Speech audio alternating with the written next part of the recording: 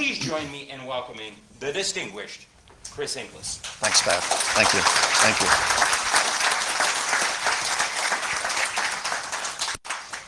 If we could start the slides. Can you all hear me in the back?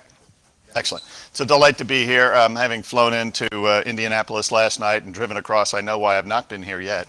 But you know, I'm just delighted to be here. Purdue's reputation at the National Security Agency and various places where I've gone precedes itself. I happen to graduate from the U.S. Air Force Academy, which has, I think, the third highest population representative within the astronaut corps. I teach at the Naval Academy, which is number 2 on the list, and here I am at Purdue, which is number 1, for a good reason. Kind of SPAF's introduction notwithstanding, I once had to explain to my 8-year-old at the time what the Deputy Director of the National Security Agency does, and I did so in my best unclassified voice. And when I was all done, he said, "So you don't do anything," right? Which is probably about right in terms of meeting strategy, testifying before Congress, kind of, you know, you're the magnet so that they don't bother the people who do the real work. Today I'm going to talk about security in the age of cyber as opposed to cybersecurity, because I think cybersecurity is sometimes, well, I do think it is a misnomer. We focus on it for its own sake as opposed to the larger purpose. We have a major at the United States Naval Academy. It's now the second most popular major on the campus out of 25 different majors. So about 13-14% of the class signs up for that major, and not at the expense of computer science, in no small part attributable to the mentoring and guidance of SPAF, who's part of our cyber oversight board. But in that major, we essentially teach kids, 17 to 21-year-olds, professional, kind of aspiring military officers, we teach them how to make strategic choices in a world dependent upon digital infrastructure. And that's certainly got a technology underpinning, but more importantly, it's got a strategy underpinning, it's got an operational theory underpinning, it's got an ethical underpinning, it's got a legal underpinning. And I'm going to talk a little bit today about perhaps how to think about that at the 30,000-foot level. Not the technical details and not the kind of waving your hands over a little map, but rather to say if the United States and like-minded nations needs a strategy for how to think about this space, I offer my own experience in this regard. I'm a member of the Defense Science Board. I'm on the FedEx Board of Directors. We've had some interesting experiences in cyberspace. We think we're in a cyber skirmish every day of the year. I'm currently on the Cyberspace Solarium Commission, and so I'm charged to think about this. I'm not sure my thinking is fully mature, but I'll offer what I have in that regard. If I might start with a joke, is that permissible here? All right, so excellent. So you know, working at the National Security Agency, you know how you can tell an extrovert from an introvert, right? You've heard the story, right? An extrovert looks at your shoes in the conversation, all right? So look at me, I'm going to tell the joke.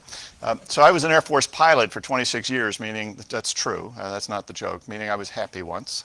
And for 21 of those years, I flew a single airplane type, a C-130. C-130 is a big lumbering beast, doesn't actually fly, makes enough noise to scare the ground away. But I flew a B model, which tells you something about the variant of the technology on board. I flew an E model, which was a little bit more kind of current, and then I flew a J model, which was very current, right? Fly-by-wire, and you know, remove the navigator, remove the engineer, install them in a box. The B model, the first one that I flew, had technology that dated back to 1650. It had a sextant on board. If you want to know where you were in the middle of the Pacific Ocean, you essentially shot the moon, the sun, the stars. You got a triangle, 3 lines of bearing that was about that big, for those of you in the back. Turns out the Pacific is about this big, so it's good enough, but it's not helpful because that triangle is the size of Texas. But that's not the joke. The joke runs a little bit like this. C-130 has 4 engines. Those of you who are pilots in the room, show of hands. Those of you who are passengers in the room, show of hands. You're all familiar with the story I'm about to tell. 4-engine airplane takes off. The most dangerous phase of flight, of course, is the takeoff leg, right? Because if something goes wrong there, you might not have the rudder authority to do the thing that you should. You might not have enough power to take off. You might have too little runway to essentially stop. And so it's a kind of an interesting moment. So you motor through the takeoff, you make enough noise, you scare the ground away, huge sigh of relief up front, you're now kind of lumbering up to altitude. And in this 4-engine beast, you get to about 19,000 feet in the day. That was actually about as good as we can do, fully loaded up. And you're heading outbound. You're heading away from the United States to some interesting place. Turns out C-130 can only get you halfway there, so you're probably heading to an island somewhere in the middle of the Atlantic Ocean. But all the same, you get about 3-4 hours off the eastern seaboard, heading for maybe lodges in the Azores, and you pass the equal time point. Huge sigh of relief up front because you don't have to go back to the United States. It's a good time to be away from Washington, but that's another story. And as you're cruising along, you kind of hear this sputter, and you kind of look out the window, and you see this kind of puff of smoke and a little bit of flame, and you realize you're about to lose the number one engine, one of your four engines. Actually, up front, it's a moment of huge relief. It's joy, because this boring kind of sojourn is now about to be populated with something interesting, a bar story, if you will. Right? So you essentially go through the routines of shutting that engine down. There's a kind of a script that you have to follow to show that you've got the right stuff. And then just like in a car, if you want to essentially extend your distance, you lower the speed, and you would, in this case, lower your altitude. So you're going to be a little bit lower, a little bit slower, so that you can essentially increase your range. And you announce that with some amount of pride to the passengers and crew. We've lost an engine, don't worry, we've got four, we can do this on three. We'll be a little bit lower, a little bit slower, but we'll make it just fine. Now I'm going to fast forward the story a bit. They lose a second engine, still a moment of great joy up front, because this is really going to be a very interesting bar story. So they kind of secure the engine, they announce to the passengers and crew, we'll be a little bit lower, a little bit slower, but we can make it on two engines, we're already at altitude. They lose a third engine, not realizing there's a trend developing here. And I'm going to lift and shift this to cyberspace in just a moment, but they lose a third engine, and they kind of, the octave of their voice is up just a little bit, still pretty exciting. If we survive this, this will be the most amazing bar story. So they shut that engine down, they're motoring, limping along on one engine. They announce to the passengers and crew, well, thank goodness we've got four engines, because already at altitude, we can limp along at one. We'll be a little bit lower, a little bit slower, but I think we just might be able to make it. At which point a passenger in the back goes, well, I hope we don't lose the last engine, because if we do, we'll be up here all day. Now, why do I tell that story? First, I like the story. Second, I think that there's actually a very strong analogy in what's happening in cyberspace. Right? We've experienced pratfall after pratfall, cut after cut, death by 1,000 cuts, and we think we're okay because we've got another one, we've got another 10. We can limp along. We're already at altitude. We're cruising. We've got this forward momentum, not realizing there just might be a step function out there. This could be existential, if not to the critical functions that we rely on cyberspace for, maybe to our expectations. And perhaps our expectations will diminish, our aspirations will diminish, and we'll make far less use of cyberspace, this great good, this unalloyed good that can solve cancer in our lifetime, that can solve the weather problems in our lifetime, can do all of the magic and wonder that we all know it to be. Right? And so I'm going to talk a little bit today about how I think about that, what then might be a strategy to put the various pieces together. And it won't be any surprise to you that the pieces I think are at least at the kind of the 50,000 foot level: technology, people, right, the human component, and procedure, policy, doctrine, that sort of thing. So let's begin. I think I point this thing at the SPAF bobblehead. Oh, okay, good. Oh, the lower side of button. Great. Okay, good.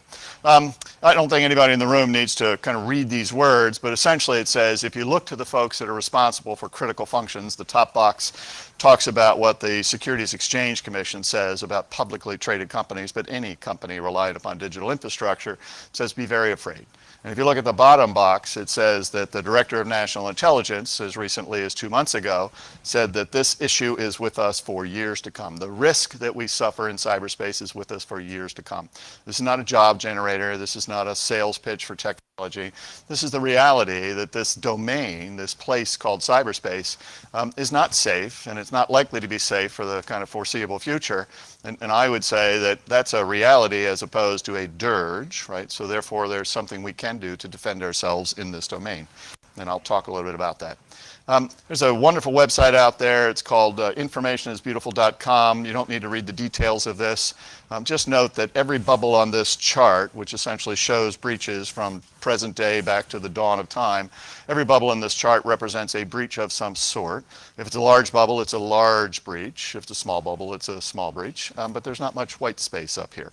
And frankly, one of my early insights in this is that if you were to manipulate this as you can on that website and say, just show me the breaches attributable to humans, right? Take all the ones off that are solely attributable to technology. It's the same chart. Right? Tiny little bubble in the upper right-hand corner goes away. So people are, very, very much implicated in this plot. This is a confidentiality, sometimes an availability issue. There's another chart. This is a kind of depiction of the world's landform. For the record, I'm not a flat earther, despite the fact that this looks like I've kind of depicted the Earth as flat. It's just an interesting physical artifact.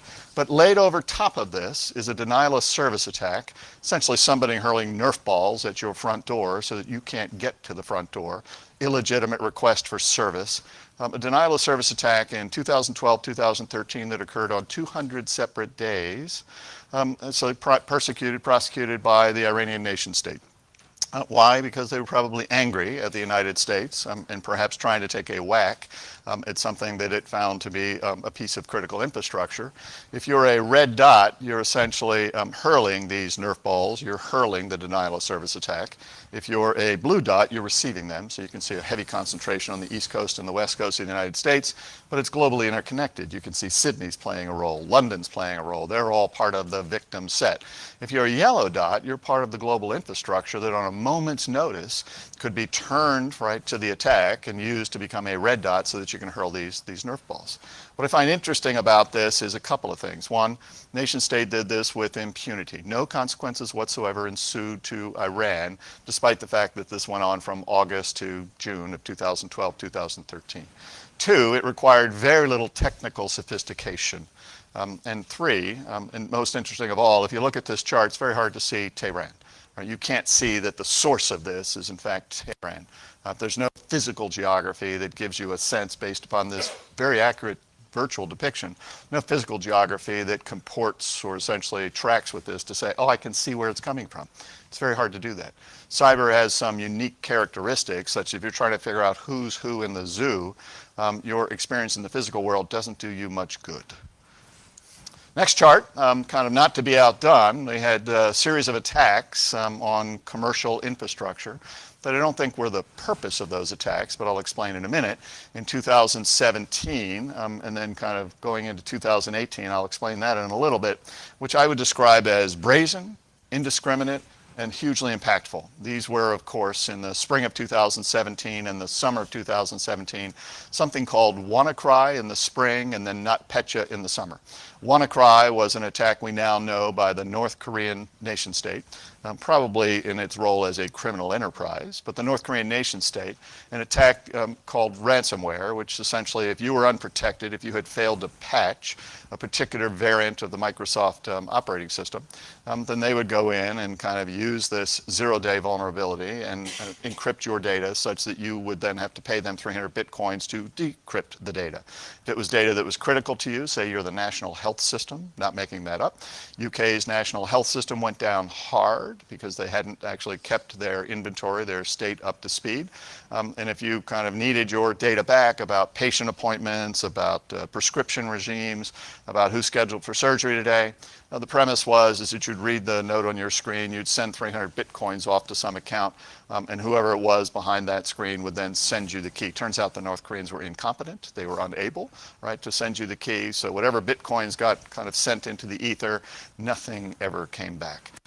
That was brazen, crossed anybody's definition of a red line. It was indiscriminate. The UK's national health system was not the target, right? The target was perhaps others who might perhaps simply be commercial providers, maybe governments, but you were in the splash zone simply by being on the network, and it was impactful, especially if you were in the UK's national health system. In the summer of 2017, the Russians, in their attempt to impose yet another consequence on the Ukrainian nation state, executed an attack called NotPetya, again using a zero-day vulnerability and kind of instrumenting that in a particularly clever way. Went into the Ukrainian government, out the other side to anything that was attached to the Ukrainian government. So Pfizer, Maersk Global Shipping Line, FedEx, its European operations, all of whom were operating at privilege with the Ukrainian government to exchange tax receipts on the fly, came out the other side into those kind of enterprises, caused upwards of about $1.8 billion of immediate cost, but untold reputational harm and certainly some concern on, can I actually trust digital infrastructure anymore? Russian nation state probably did that because they were after the Ukraine. It was indiscriminate because it affected a global marketplace. So I'm going to back up a little bit and then say, so if that's perhaps the kind of caution note. That's the kind of burning platform. I'm going to say, so what is it we would need to get our arms around if we're going to actually create order and discipline in this space, whatever this space is? Now, there's one definition, and I, being an Air Force officer, at least a retired Air Force officer, I could actually kind of show you what this means in 67 PowerPoint slides, but I won't do that. But I'm just going to say that cyberspace for many, especially mere mortals, not many of whom are in the room, folks that are actually just saying, I'm not a digital native, I'm an app native, I just want to use the darn thing. It's very confusing. It's a mix, it's a jumble. Pipes, wires, data feeds, servers, routers, whatever that is, people, procedure, all interleaved and kind of jumbled on top of one another. You could tease this apart, talk about its constituent pieces, but frankly, it comes down to this. Cyberspace is this meld of technology and people and procedure. Right? If you want to think about it from the adversary's perspective, if they want to take advantage of something that you've actually stored in cyberspace or some dependency you have on cyberspace, they think about taking you on in 3 dimensions. Right? They're going to think about you. Can they hack you? Can they beat you? Can they get you to do something that maybe you know you shouldn't do or something you don't know is dangerous, but they're essentially going to come after your weakness. Second, they're going to come after your procedure, your doctrine, your expectations, your assumptions, your hubris, your arrogance. That's procedure, doctrine. Third, they're going to come after you using technology or sometimes using a technology flaw.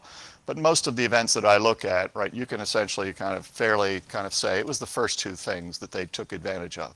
If that's how an adversary thinks of this space, and an adversary, frankly, has a more integrated view of this space than any defender I've met, if that's how an adversary thinks of the space, then that might be a fair definition at the 100,000-foot level of the space. But that's insufficient because you have to then think about what the context is. I've just put this big red blob around that, and if you can't read the bottom, that cyberspace that I talked about, is really difficult, really challenging, not because of its own characteristics, but because it exists permanently in the presence of adversaries. Permanently in the presence of adversaries.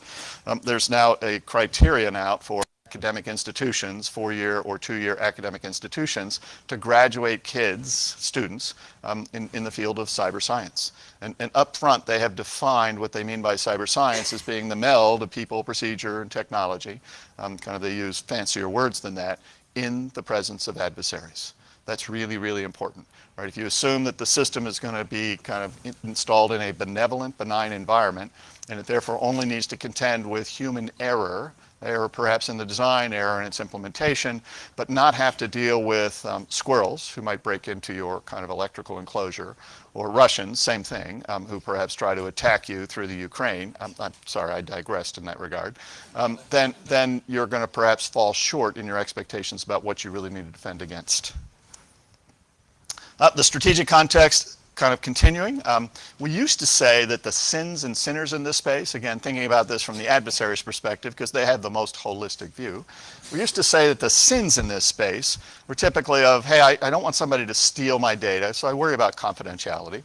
I don't want somebody to disrupt my system such that it is no longer available to me. And I certainly don't want anybody to destroy the stuff that now is uniquely stored in the space. My bank accounts, small as they may be, are entirely represented by 1s and 0s in this space. And so I don't want somebody to wipe those clean. We used to say that the sinners in this space were criminals. Of course, they're trying to get access to this material for their own benefit. Nation states for various purposes. We'll talk a little bit more about that. Hacktivists, nothing better to do. They've not yet encountered their curfew, so they're still up and doing some interesting things. And insiders who perhaps have a score to settle. What's interesting to me is in the last 2 years, you have to add another sin. Subversion, down at the bottom. And this is different in kind, right, than the traditional worries about confidentiality, integrity, availability. Subversion is a hack of the human being to a much greater degree than a hack of the 3 parts that, I would say comprise cyberspace. Subversion is something, and I'll explain in the next slide, we as a nation and other nations, but the United States experienced richly in the year 2016. And so what does that look like? Now this busy slide, I'm going to explain from the bottom up. And essentially what I say is that if you want to think about what the Russians did to the United States in terms of its election system, from about 2014 to 2016, despite the fact that this chart says it continued to 2018, it did. But if you look back to that prior period, the Russians essentially came at us at 3 levels.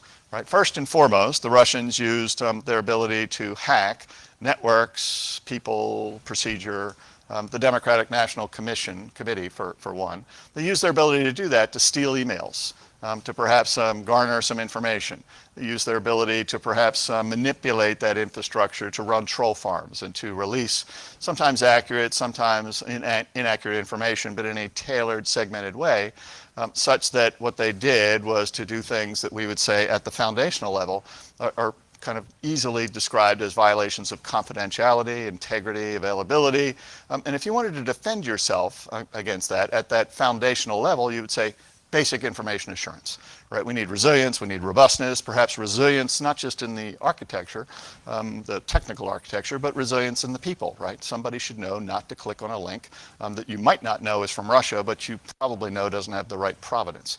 And so if you kind of then did that, you say, let's just do basic information assurance, defend ourselves against the Russians at that foundational level, and stepped back with some degree of satisfaction and said, done, you would have missed the point. Because the Russians really weren't after the emails. They really didn't care about getting bragging rights on, their masterful allocation of people to troll farms or the IRA, the Russian Research Institute.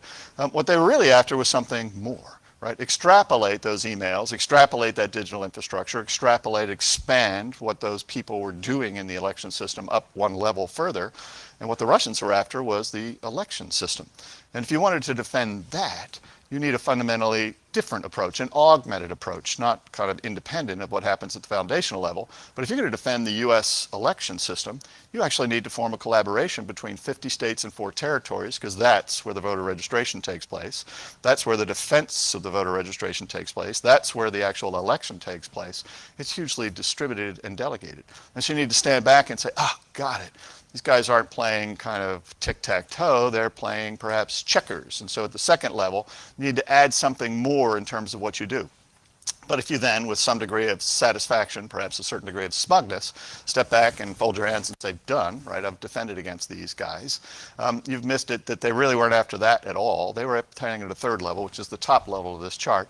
They were after our confidence, our psychology. They were after kind of the American sense that an election system serves their purposes. What they were after was not so much the winners, but the losers of the election, to say that the losers get up the day after and say, I'm not sure I believe the result. I'm not sure that I'm confident that this system serves the American people, and therefore there's some degree of internal dissension, contention, conflict that's generated because of the lack of confidence in this underpinning digital infrastructure. That's the level that the Russians are playing at, and in order to essentially beat that game, you need to think at all 3 levels. They're not playing tic-tac-toe, they're not playing checkers, they're playing 3-dimensional chess, or kind of in the extreme, they're playing Go.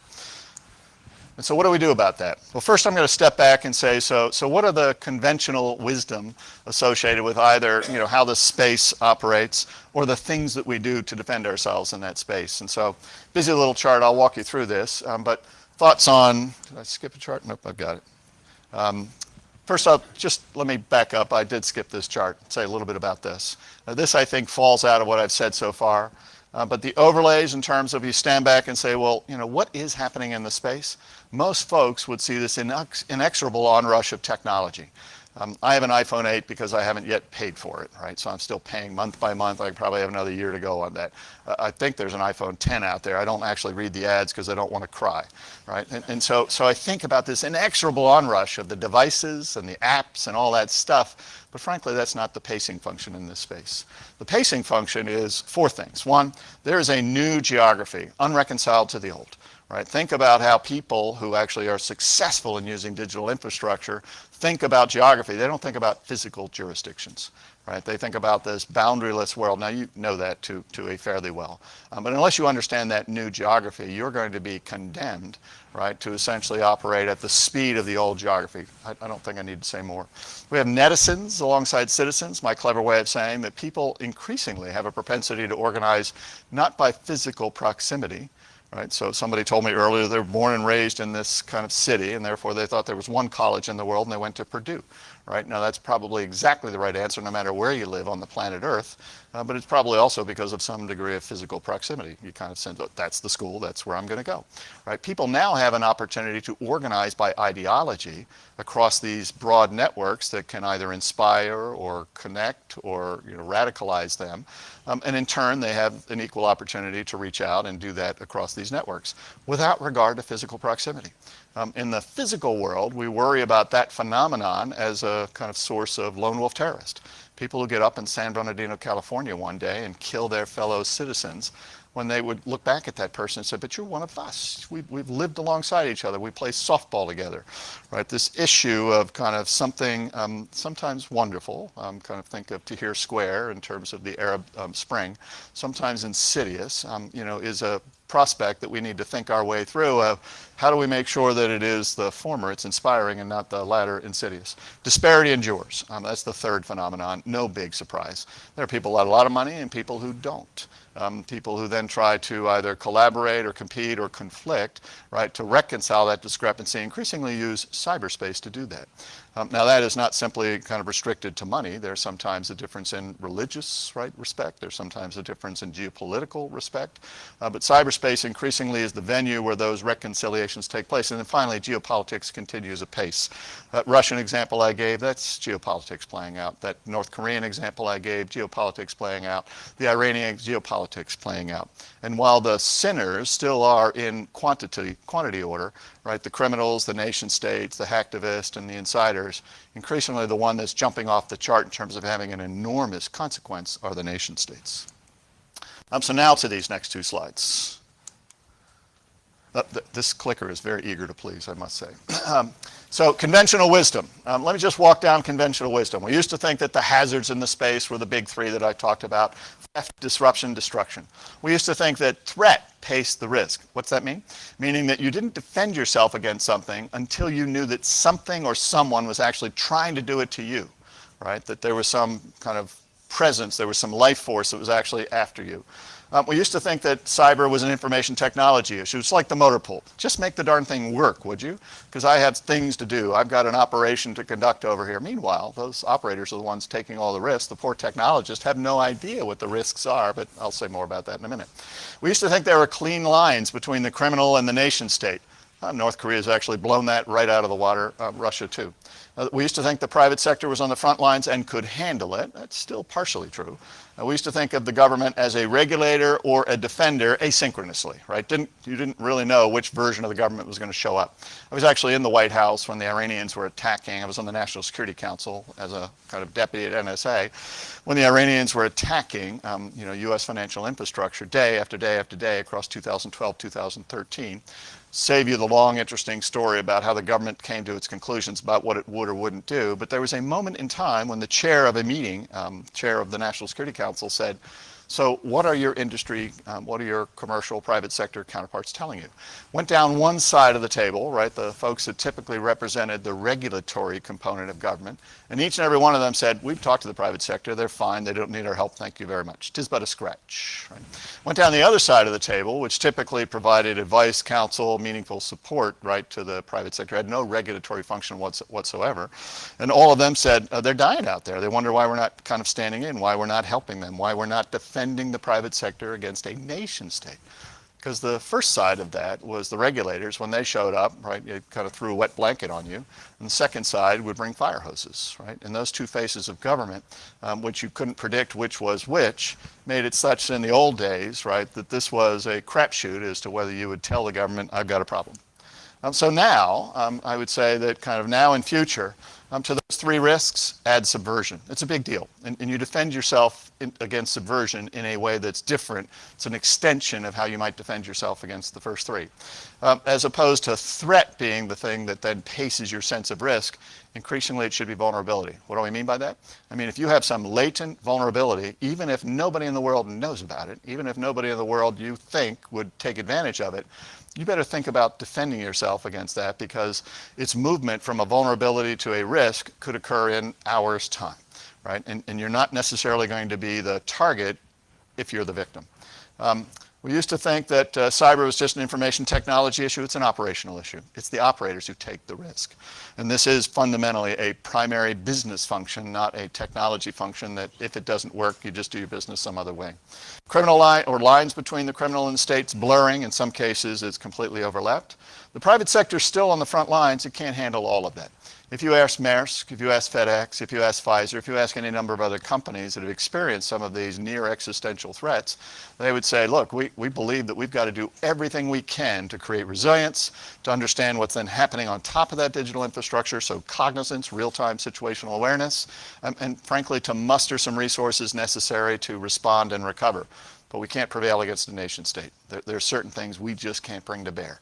We can't issue diplomatic demarches, we can't go to the United Nations, we can't mobilize an army if you ever wanted to do that, we can't do criminal prosecution, we can't do financial sanctions. So the private sector is increasingly saying we need a partnership. And then finally, the government needs to step in as partner, regulator, defender concurrently. And it needs to lead with its most benign, benevolent face as opposed to perhaps its kind of nasty, cost-imposing face. Thoughts on practice? We used to think that prevention was king. Let's defend the choke points, right? So now kind of the detection and perhaps suppression of malware, that's still important. But if that's your sense that I can catch this at the choke points and the core is safe, then you're about 10 years out of date, right? Detect and react used to be thought of as viable strategy. In many cases, it still is the strategy of, hey, I'm going to stand back and inside my perimeter, whatever that might be, I'll just detect, right, the incoming arrows, and I'll run around and I'll gather them all up. I'll defend in depth, as opposed to having some foreknowledge of what does bad look like, and can I perhaps take it out at a place well outside my perimeter. Now, having said that, I can see some eyebrows go up, but we can't actually hack back as the private sector. That's true. But we need to have some cognizance of what's out there to a greater degree than we might be allowed if we simply patrolled our own internal networks. I'll say more about that in a second. The economics favor the adversary, meaning they get to choose the time, the place. They don't play by the rules. Adversary owns audacity and maneuver. Initiative is theirs. The private sector and the government fight alone. They fight in their silos. You defend A, I will defend B, and we'll just meet at the scene. Turns out that's what's called a division of effort. That's actually an agreement to not collaborate. It's hugely, hugely injurious. And then finally, we share at human speed. Most of the ISACs, the information sharing and analysis centers, which are set up for the 16 critical infrastructures, most of them today share at human speed at best. And occasionally an email comes across, or there's a quarterly meeting where they get together and say, hey, what are our best practices? How do we actually compare and contrast those things? The financial sector has stepped way out. They have this thing called the FSR, the Analysis Research Center, where they're trying to share at machine speed, but it's only the big few, right, who can afford to participate in that, financially afford to participate that are doing it. And therefore, we're still perhaps not in the right place on that. The future, we need to defend the core and the data. And we need to do that continuously. We need to actually understand that these systems are not secure. They are at best defensible, right? And therefore we need to have a constant understanding of how they're being employed and used. And if data is the embodiment of your wealth and treasure, defend that as much or more as the artifacts that contain that data. Continuous situational awareness is required. We must attack the adversary economics. If an adversary can hold us at risk for pennies on the dollar, we need to turn that around and make it such that it's going to cost them dollars to hold pennies at risk. I'll explain in a minute. The defense perhaps needs to steal audacity back from the adversary, give a dynamic face, make it such that the adversary is trying to guess what you're up to, what you're doing, where your stuff is. Perhaps put them on the kind of back foot in terms of trying to understand how have you actually arrayed your defenses. That has a rich and storied history in the physical world. We need to bring that into the virtual world. We need to have a collaborative application of diverse authority. I'm often asked the question, especially in testimony, like, who's in charge of cyberspace, right? So you got to put your hands on your hips, say it just that way, and sit about 6 feet tall with big lights shining behind you. Who's in charge in cyberspace? Which essentially says, who is the one neck that I'm going to grab in order to say, you let this happen? That's actually a decent question in the time of a crisis, like who's going to step into the room and allocate the task and say, this is what we're going to do, right? You know, this is how we're going to synchronize the results. But in the day-to-day royal, the day-to-day steady state of cyberspace, it's a really dumb question. Right? Maybe there are no stupid questions, but there are dumb questions. That's a dumb question. Think about the physical world, right? Now, I parked just across the street, or that way, just across the street. I locked my car, not because I don't trust Purdue, but because I know that I have a meaningful role to play in my own security, and that if my car was kind of ransacked, somebody reached in, stole the radio, Avis would say, that's your fault because you didn't lock the car. You left the keys on the dashboard? Why? Because I'd never forget where they are. That's just stupid if you're an individual. So I participated in that security. There are police on campus that make sure that people from the University of Michigan or others kind of are repelled at first sight. that kind of navigate to make sure that order and discipline kind of, is on the streets. I'll bet Indiana has a National Guard in case Ohio attacks you so that you can kind of push back. Or in a time of crisis, you can help, right, respond to a disaster. TSA is going to meet me at the airport this afternoon to make sure I, as a prospective terrorist, am not a prospective terrorist. Meanwhile, out in Colorado, the North American Air Defense Command is scanning for missiles coming out of North Korea. And if one comes out of there, they'll shoot it down. Meanwhile, somebody's guarding the harbors, the ports. There's an army that's essentially kind of operating abroad to defend forward. You know how all that works. What's really interesting about that is that they all do their work concurrently with some degree of natural, right, synergy, but they don't consult with one another before they shoot the three-stage missile down or before they kind of prevent a terrorist from getting on board. The individuals, the organizations, the private sector, the public sector has all figured out how to do this collaboration kind of line abreast, side by side by side. We don't have anything approaching that for cyberspace at the moment, and yet we must. And then finally, sharing at Mistine speed, that's the only way to stay up with this. We have to figure out how do we routinize, automate, right, kind of use heuristics, bordering on analytics, bordering on artificial intelligence, which is still oversold, but I think it's getting closer. How do we use that to essentially aid and abet our efforts in this space? So a way forward, not surprisingly, strategy should be our guide, right? We shouldn't just kind of respond, right, ad hoc or perhaps heuristically. We should say, what is it we're trying to do? And we should therefore say we're going to array our resources to do that in a prioritized manner. We're not going to be to defend all things against all perils. Foundational capabilities, not surprisingly, will be across technology, people, and procedure. Roles and responsibilities will be really, really important in this. So what remains, right? So here's my pithy kind of 50,000 foot level of here's a national strategy. Now I'm going to kind of offer this up to the panels, commissions that I'm on, may or may not be accepted, but I think holistically it looks something like this. Basic security theory still matters. I'll show a chart as to what I mean by that. Relentless pursuit of innovation, automation, routinization. There's a lot of that in this room, and we need to take full advantage of it. We need to essentially out-innovate, kind of collaborate, right, our adversaries in this space. Policy and doctrine, we need to get the roles and responsibilities right, and it needs to respect the true nature of cyberspace as opposed to just dragging those things that might have used in other domains along with us. Concurrency and collaboration are required. Division of effort is a siren on the rocks. Right, and a simply react, right, kind of detect and react strategy, that's a disaster. Right? Audacity works both ways. We need to take on the adversaries in this space. And then professionalism matters, education and career tracks. It is noteworthy that we're kind of having this discussion on the Purdue campus. And I'll talk a little bit about that. I will talk about that and the basic security theory and not bore you with all the rest. So what's the basic security look like? So for those of you who kind of had any kind of schooling or professional grounding in the nuclear strategy of how do you deter adversaries in a world where nuclear weapons are the existential threat, this might be familiar. And so I'm going to lift and shift that a little bit. And having said that, it doesn't work completely because if you're in the nuclear world, right, when the offense shows up, it's game over. It's offense dominant. When you're in the cyber world, it's offense persistent. The offense is always on the field. The adversary is always on the field, whether that's kind of a dumb human being who's not using the system properly, whether it's a squirrel that's chewing your Ethernet cable, or whether it's a Russian who's actually trying to do some real harm. So here's the strategy. I'm going to start from the bottom, and there's a distinction between the green and the red. At the bottom, you have to actually say kind of what's your strategy? What's important to you? What matters to you? You have to actually do some thinking. Ask most companies about what's the most important data you have on the system. They break eye contact, they look away.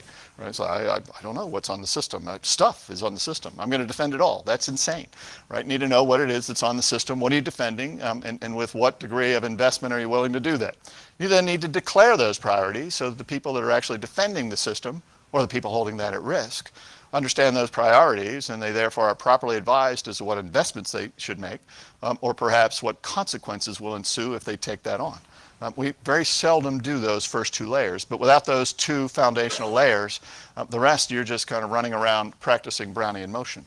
We need to actually do traditional information assurance. That's the third level. Inherent robustness and resilient. Make the network, which is comprised of technology and people and procedure, invest in the people as well. Make that such that it's naturally resilient and robust. It's never going to be secure. That's a different goal, and that's perhaps, that's a knee in the curve that if you go another 5% beyond that, you'll expend 90% of your money. But material, doctrine, and people should be kind of an investment area.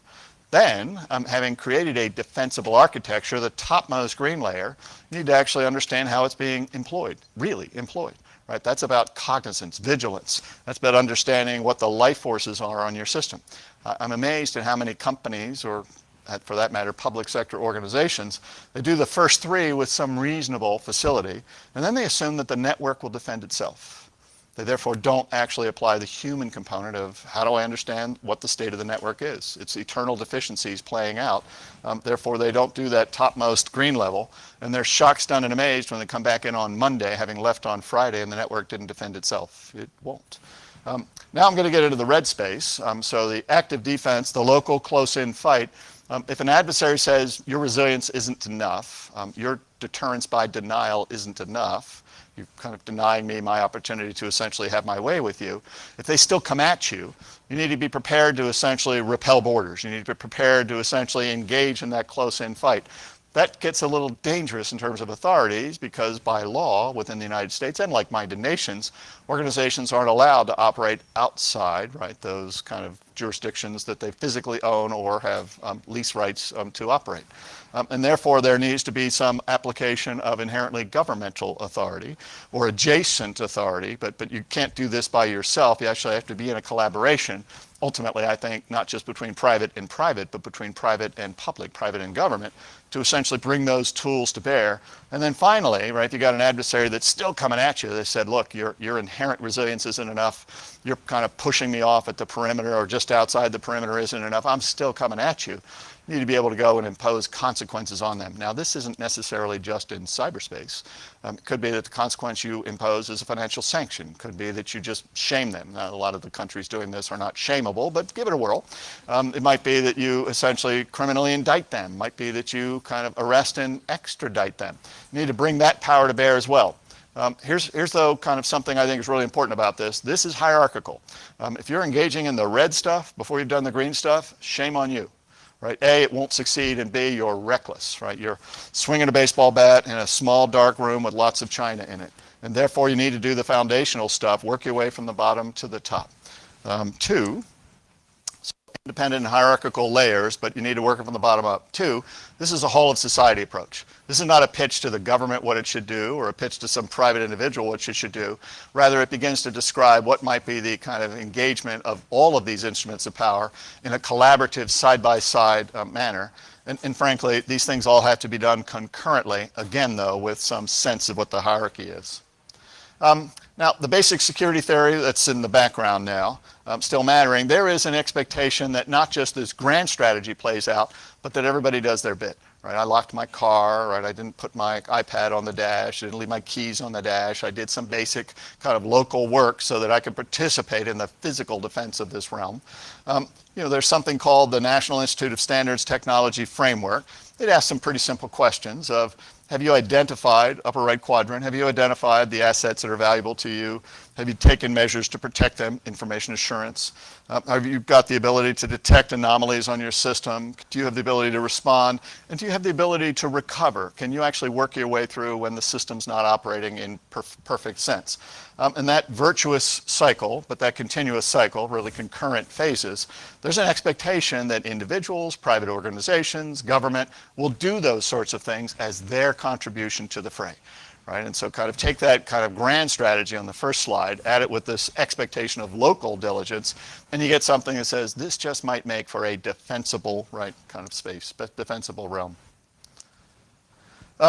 The other things that I said was that collaboration and concurrency are required. I think that concurrency, that collaboration needs to be between the private sector, the government sector, the lower two circles, and it needs to be done in an international context. I'm on the board of directors of the FedEx Corporation. We operate in 220 countries. We have 450,000 employees. I'm not sure what the exact number is, but probably maybe a third or maybe a half of those at most are US citizens, right? And that geography that we operate across requires us to operate in a coalition attendant to the values of our kind of parent country, but consistent with the expectations and values of all those countries.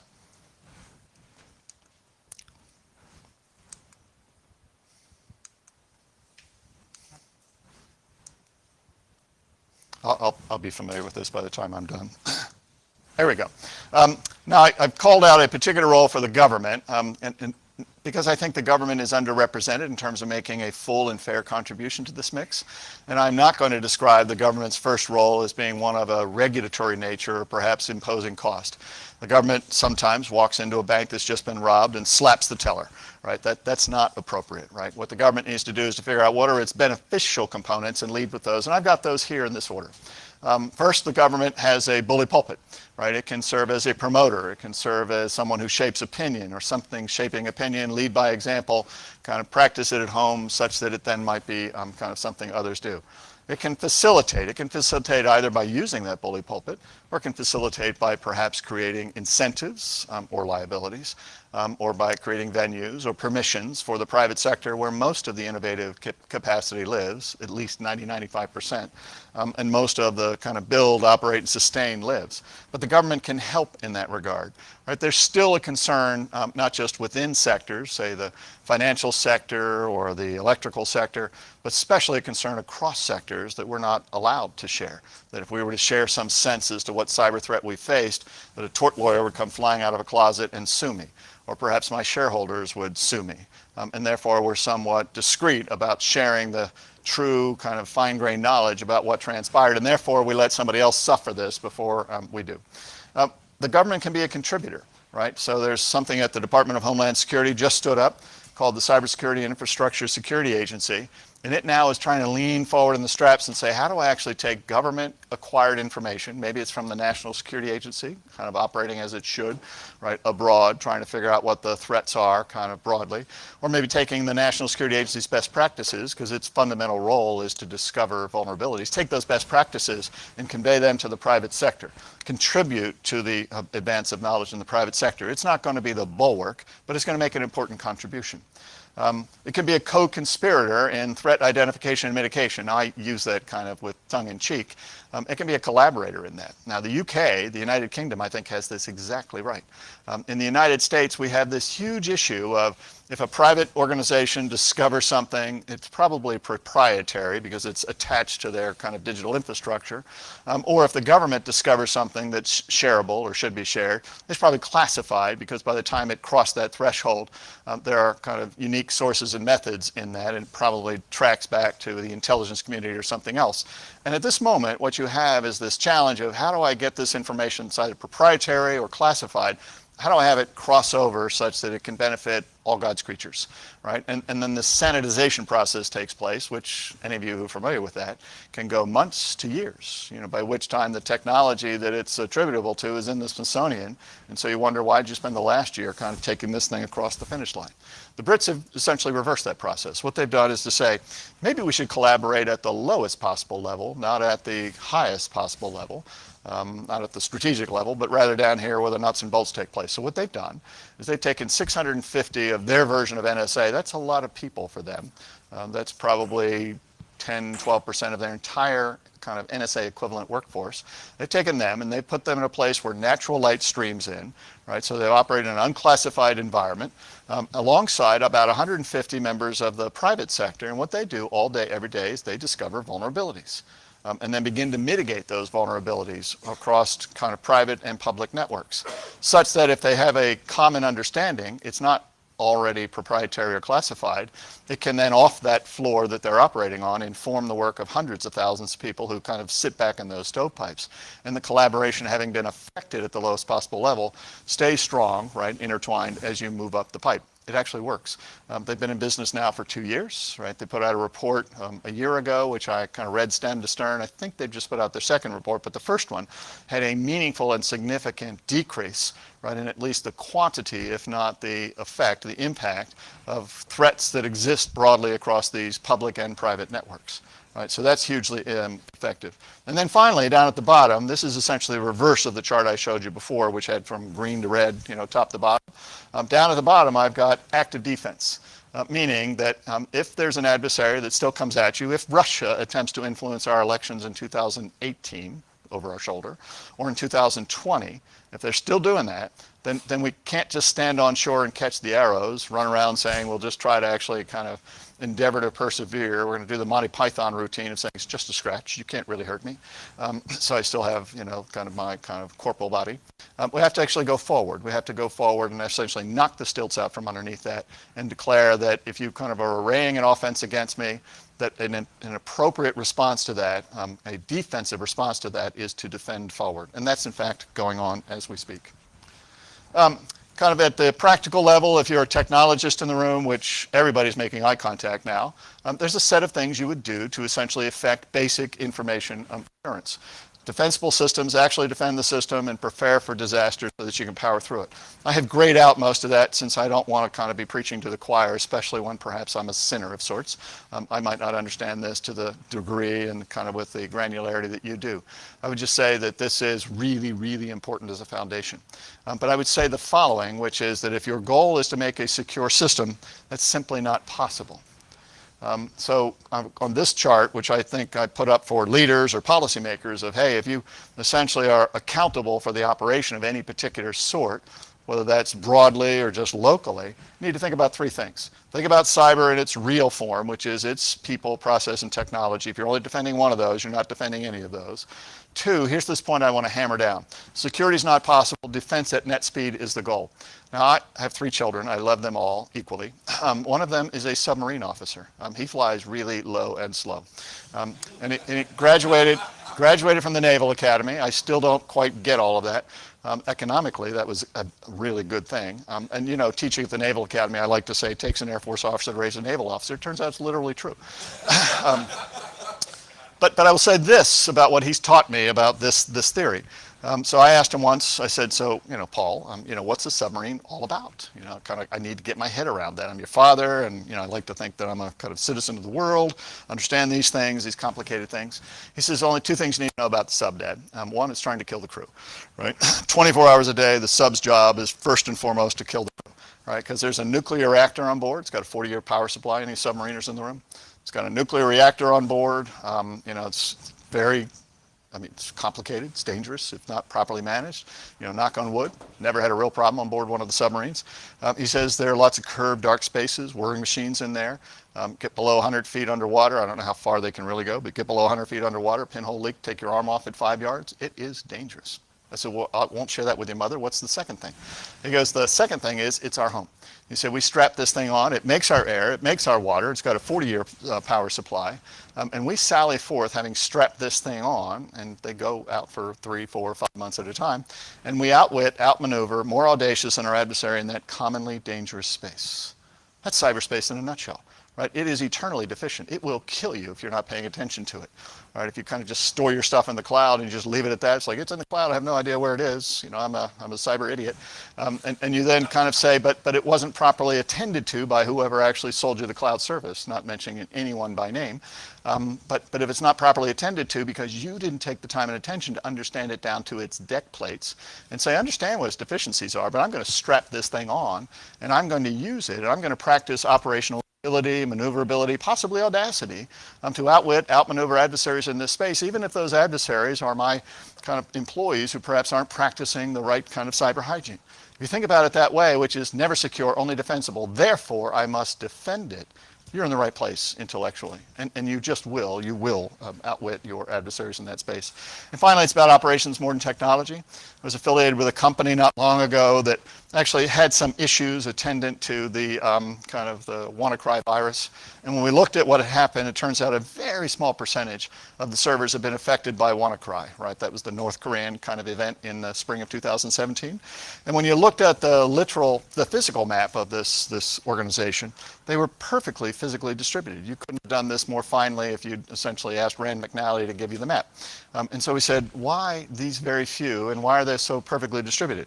Well, because they're the hub controllers, was the answer from the technologist. Well, why didn't you patch the hub controllers? Well, because the ops people said we can't patch the hub controllers until we're sure that the patch works on all the other kind of things. Well, why is that? Well, the hub controllers are the most important part of the system. And to which I responded, so you didn't defend the hub controllers because they're the most important part of the system. Well, that's not what we said. No, that's what you said. I'm not sure that's what you meant, right? And why was that? Because the operators said, we're thinking about this as operations. Do not impact our operation with a patch that might not be well formed. And therefore, to the technologist said, you need our permission to patch. So now you don't fix that by beating the living daylights out of the IT crowd, the technologists, because they're not the ones who took the risk. They're the ones that are trying to discover the risk that their own friends are taking. What you do to fix that is to say, this is an operational issue. Patching is an operational issue. We're going to hold the operators accountable for patching from this day forward, and therefore the operators, if they have failed to patch and something untoward happens, are the accountable party. All of a sudden now, at that particular company, you need the permission of the operators to not patch. And the IT crowd, the technologists, are the operators' best friends. Right? First meeting, kind of over beers, was what is patching, and why should I do that? That then has a kind of salutary effect on roles and responsibilities. That's really important. I'm going to wrap up here with just a kind of a look into education, and then a look over the shoulder at that original problem I showed you about what the Russians are up to. Education and career tracks, of course they matter. Right? I think that's why we're in the room, right? There's largely an ability here to kind of exchange information, to share best practices, share insights, conflict of ideas here. It's going to make us all the smarter for it. And so it's a marriage of what's strategy and doctrine, what's operational practice, technology and education, or an execution. But this requires education to match. Now this is a particular look into how the U.S. Naval Academy, thanks to SPAF and a few others, thinks about this. We actually have a cyber program at the U.S. Naval Academy. As I've indicated earlier, it's about cyber operations, not cyber operations, but operation in a world dependent upon cyber. And therefore we think that there are 3 levels of this. We think that everybody, no matter what you're going to do in life, who goes through the United States Naval Academy, needs to know something more about cyber than they naturally do. Right? Because what we get at the age of 17, 18 are not digital natives, we get app natives. Right? They can't really tell you where the cloud is. They think it's a thing or a place, but they really don't care about that. I just want to know that this app gets me to the right place at the right time. And therefore they think at the surface level about things that have a strategic consequence if you don't understand something about the underpinnings. So everybody needs to get some basic familiarity with this, maybe akin to a driver's education.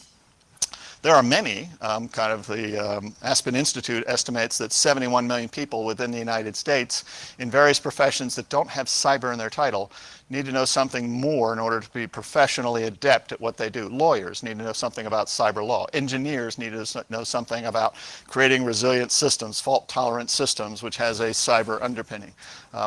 Scientists need to know something about their dependence on digital infrastructure such that they take reasonable precautions to ensure that they're resilient and robust against natural or perhaps predatory practices. And then finally, at the top of this pyramid, there are a few who do have cyber in their name. As most of you know, we're still short in terms of the kind of number of people who have that deep and sharp expertise. I think by one estimate, by the year 2020, we'll be about 2 million short in the United States. It's a great time to have cyber in your professional title. But they're the tip of the iceberg, the one that's most visible. We need to worry about the bottom 2 layers as well. At the U.S. Naval Academy, then, we think about that all, many, few, right, kind of prospect this way. These circles, we think that all of those contributions, all of those disciplines need to be somehow allocated across the all, many, few. Right? So some sense of operational theory at the Naval Academy, we call that offense, defense. We're the military after all. Human factors, policy, law, ethics. There are certain means and methods that are appropriate, certain means and methods that are not appropriate. The defense of privacy is as important as the pursuit of security in American society, like-minded nations. Security, kind of basics of, what does it mean to be secure? And increasingly that means to be defensible and then well defended. We need to think about the implications of connectivity, networking, data structures, computing, programming, physical systems, all the basic blocking and tackling in terms of the underpinning technology. If you have a program that's trying to serve the interests, the disciplines that cut across, right, the all, the many, the few, that doesn't have one of these components, it's probably short-sighted in terms of not then equipping everybody in the room who's going to participate ultimately in this defense. Let me wrap up. Remember this chart that I showed you earlier where I said the Russians came at us at 3 different levels? I see some of you taking pictures of the charts. They're not that interesting, but if you want a copy, see me after and I'll just send you a soft copy of it. I promise with no tag-alongs, right? So I promise.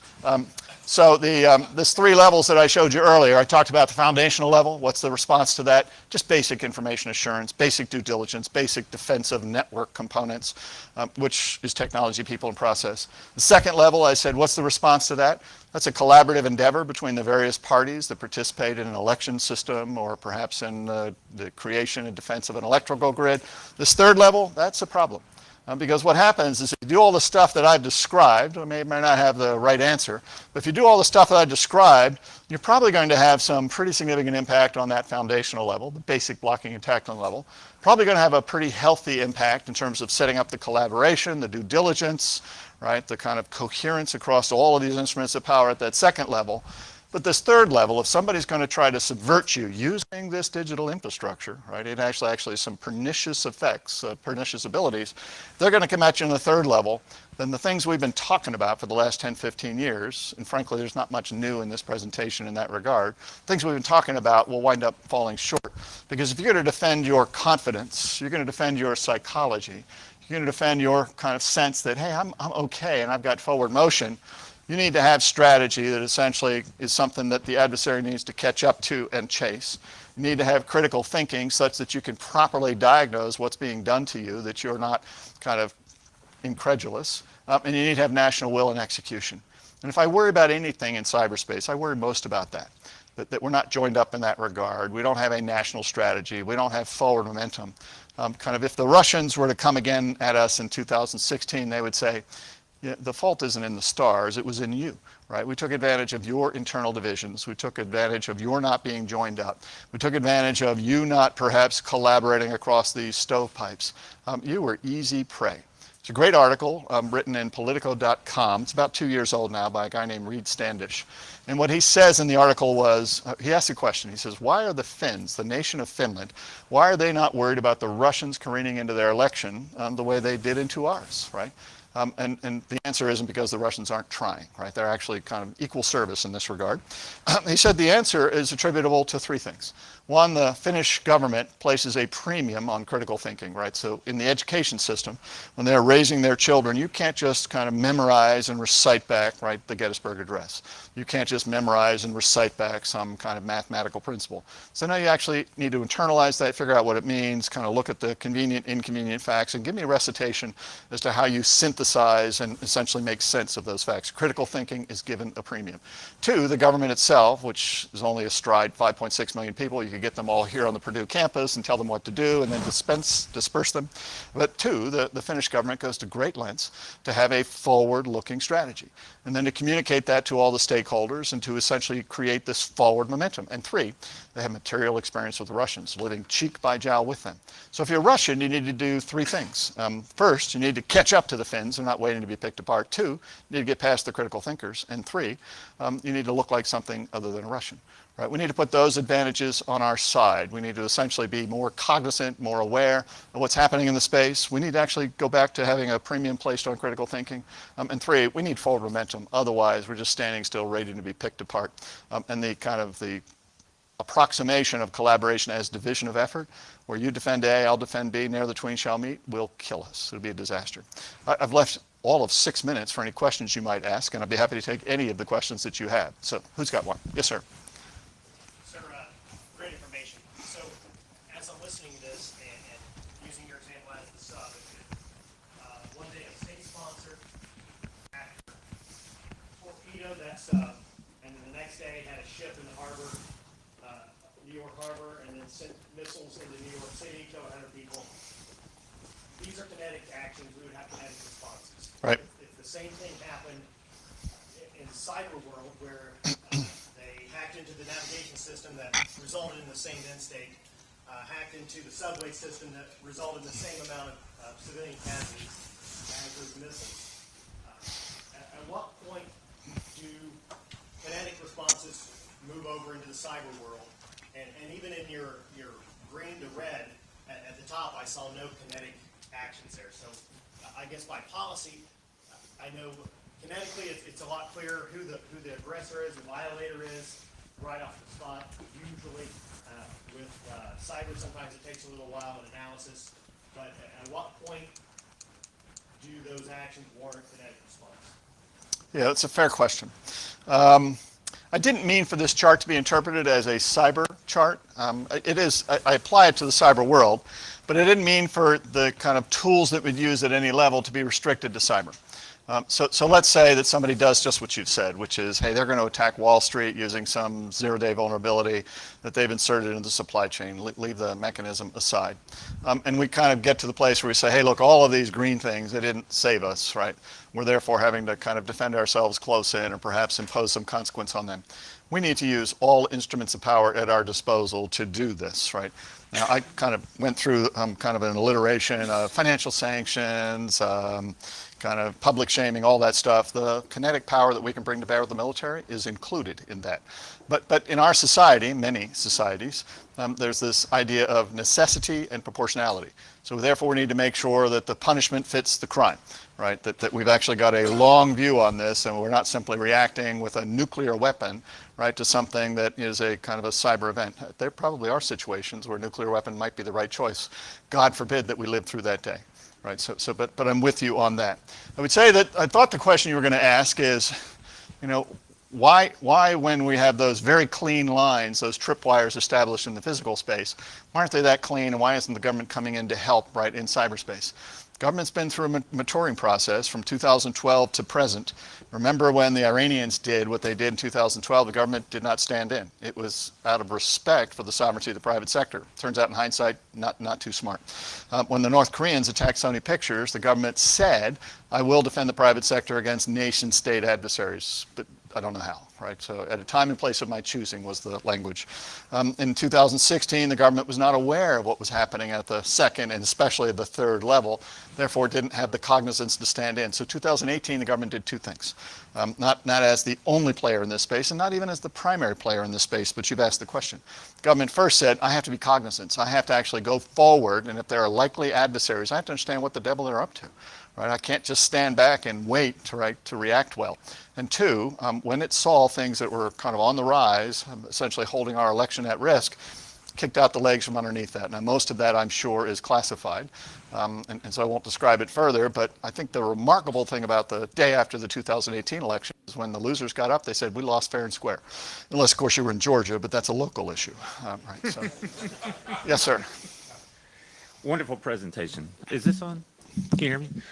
I'll turn the question into what I want. A lot of vision, a lot of wonderful goals. There's a huge gap between reality now and much of what you have in the presentation. So what is the next step? So the government spending, while they are talking about improving funding, a lot of that money hasn't shown up yet. We know that a lot of times people don't go to action until after the fact, and we're looking for a global meltdown before we see a significant action. So what do you think is the most logical next step to expect for 2020, say in federal funding, private sector funding, and the partnerships between the two? It's a great question, and if we had 8 hours, I'd give you a lot more detail, but you'd be bored to tears. But that's why the title of my slide is this, time to get on with it. Everything that I suggest in here is doable, actionable, right? And I've tried to put that out in a coherent way. So let me just take the last example kind of, in hand. The United States government in 2012 just stood off, right? 2018, it stood in, and I think to good and material effect. That's one small but important contribution, right? The private sector increasingly says, I get it. I'm a part of this. I can't just wait for somebody to save my networks or defend my networks. If I'm not doing basic resilience, then I'm going to be held accountable by the SEC. If I'm a public corporation, my shareholders, even if I'm not, the private shareholders if I'm not, and by adversaries who are just going to kind of have their way with me. So all of these pieces are beginning to come into play. And I think the thing that's missing is the kind of inherent cohesion, the coherence of them, so that everybody can say, I got it. If I place myself at this part of the line, I have confidence to the right of me and to the left of me, the other parts are also being applied. And I frankly think, while this is a bit of a big hand over little map, it's a question of just do it. Right? We don't lack the technology that we can kind of deploy to kind of defend ourselves. We don't lack the authorities to defend ourselves. What we lack is the strategy and the coherence of all those pieces. And if we did that, we'd find that life is as noisy and much of a roil as it is a walk across, say, eastern New York City, but manageable, defensible, right? You can essentially caution, you can take your risk appropriately, and you can, just like my son's submarine, sally forth. Yes, sir. Hi, great presentation. And you talked about the importance of strategy and priorities with respect to cyber defense. So the introduction of Internet of Things, the IoT, Oh, yes. has increased the attack surface by introducing more vulnerable devices, starting from critical infrastructure to supply chain to everything. Right? Can you share your thoughts on what the strategy and priorities when it comes to IoT? Yeah, I think three things about the Internet of Things, and one of them isn't just say no. So they're here, they're coming on, right? They're kind of overwhelming us. The first is that we need to understand what they are and what they're not, right? So they are attack surfaces, but they're kind of limited feature attack surfaces, right? It's much easier to determine an anomaly, right, in an Internet of thing than it is in a general purpose computer that accepts any piece of code as perhaps the next thing that it's supposed to do. And so therefore, if we understand that these things are not themselves inherently trustworthy, but they do have some perhaps smaller envelope around which you can define anomalies, we need to make sure that we take pains to do that and build networks that we say are inherently composed of, you know, untrustworthy things, but I actually have an overlay that says I understand what their state of play is at a moment in time. And third, I think that we do need to enforce a regime where we try to figure out, you know, at what point they constitute too great a risk to us. So there's no Patch Tuesday for the Internet of Things, but there just might be some kind of, you know, limit beyond which we say, hey, these things, if they're in your network, I'm no longer going to insure you. I'm no longer going to perhaps kind of hold you kind of innocent if something bad happens to you. We need to impose some consequence for how you use these things. The federal government is beginning down this road. Congressman Will Hurd has introduced legislation where he has said that the government will essentially practice those three things itself and then have an expectation that vendors that deal with the government will similarly do those three things. I do think that it's possibly too little too late, but at least it's a drop in the bucket heading in the right direction. Yes, sir. In regards to private sector security, going back Last to question. your green to red chart, when you get to the top level where you beat the access they're in, there's intruders doing material harm to your network. And on the physical side of security, there are armed guards in buildings. There are, someone's robbing a bank, the guard can shoot them, drop them dead. Not something so serious in the cyber world, but is there a point in time where the legalities of a private sector defend forward policy going forward Hackback? Pardon? Hackback? Yes, a hackback. Excellent. To stop them from damaging your system. Yep. The IT security gets on it, goes in there, and wrecks their ability to do further damage to your system. Yeah, so right now the law is relatively clear and therefore unhelpful. So the law would say that if somebody's actually beating you at your perimeter or just inside, maybe just outside, they've just stolen your stuff. There it is. You can see it right there, right? Outside your system, it is illegal for you to operate outside your system. You don't have the authority to stand on somebody else's territory without their permission. Therefore, you can only not hack back, but you can actually do what might be called hot pursuit. My sense is that we need to give companies an ability to do reasonable things with the analog being the physical world, right? To essentially engage an adversary in hot pursuit, but we need to have strict limitations and accountability imposed upon them about how far they go. You can see your stuff right there, right? And you can actually lean in and essentially encrypt it or recover it with no damage, no collateral effects to something else. I think that's reasonable. It's not now the law. I think the idea of hackback is very dangerous. Remember that example I gave about the Iranians doing something in financial infrastructure, the US government thinking it was thoughtful, but in fact it was feckless, didn't do a darn thing. Some companies who were just taking this beating day after day actually read this thing called Sarbanes-Oxley, where the CEO signs to say, I am accountable for the fiduciary integrity of this organization. And if I'm getting beat to death in cyberspace, I just can't stand here and take it. And the government's told me they're not going to do anything. So they, in some cases, hacked back. I'm not of the opinion that I know who that was, but I know that in one case, when they did it, they went to the wrong place because they literally looked at a map like that and they said, it's Germany. Germany's doing this to us. And what they did was to engage the innocents, right, who already have been victimized in one of those red spaces and caused a further conflagration with respect to two nation states. And the one that got all the way back to Tehran, they realized they got into the middle of a firefight that the Iranians didn't start. The Iranians were actually responding to what they thought was a provocation. And so when they got back to Tehran, Tehran says, got it, finally, a worthy adversary, and started to bring their full might to bear on this organization. And that organization, a private sector organization, did not have the ability to arrest and extradite, did not have the ability to financially sanction, did not have the ability to call a UN general session.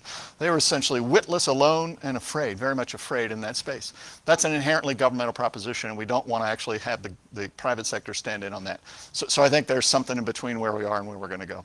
I know I've gone about 7 minutes into your break. I apologize for that. I kind of thank you for your hospitality. I see that one of us didn't get the word on the dress code. I will do that appropriately as I leave, but all the best for a great conference. Thanks. Thanks very much. Thanks.